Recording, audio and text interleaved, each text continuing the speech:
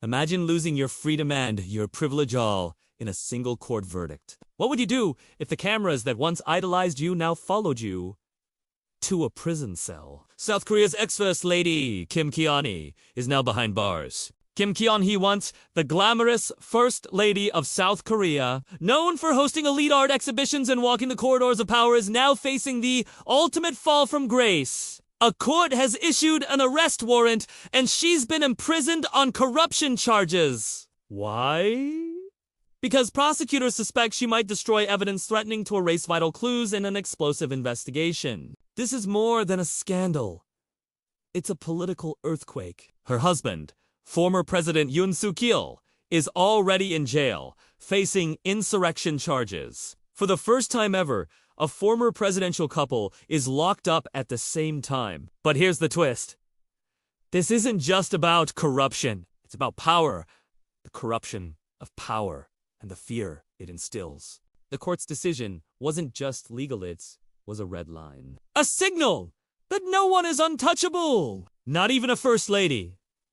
So if you ever thought wealth and status shielded someone from accountability, think again. Kim Keon-Hee, 52, was an influential art curator who founded Kovana Contents, showcasing names like Warhol and Rothko. But her legacy got tangled in scandals, plagiarism of her degrees, bribery allegations, election meddling. Today, the same power and privilege that lifted her up now define her downfall. Universities even revoked both her master's and doctoral degrees this year over plagiarism, a critical blow to her credibility. She faces a staggering array of charges.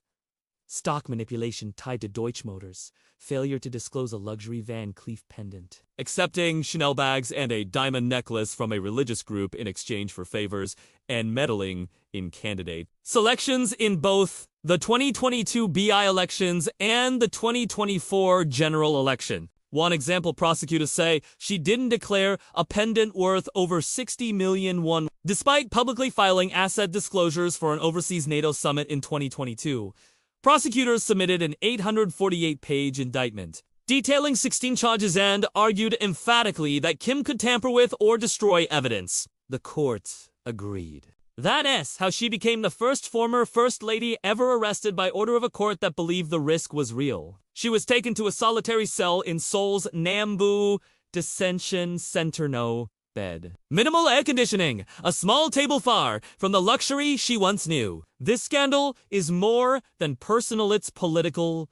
Yoon Suk-Yeol, impeached and imprisoned for trying to impose martial law, and Kim, both in custody, create a symbolic rupture in South Korea's political elite. The liberal administration under Lee Jae-myung initiated the probes. It's a reckoning. Their arrests break decades-long convention.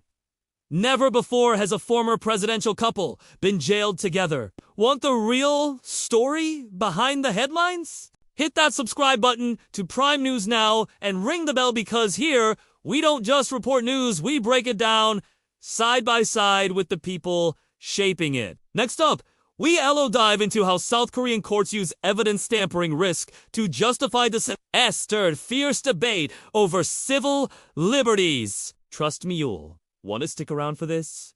But here's the question rolling through political minds across Seoul: what if this is just the beginning? Will more members of the elite fall next? What are you watching for, and who do you think is next in the crosshair? Drop your thoughts below.